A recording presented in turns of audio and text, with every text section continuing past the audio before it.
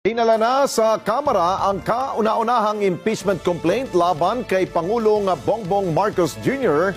Mula po yan sa mga kalyado ni dating Pangulong Duterte.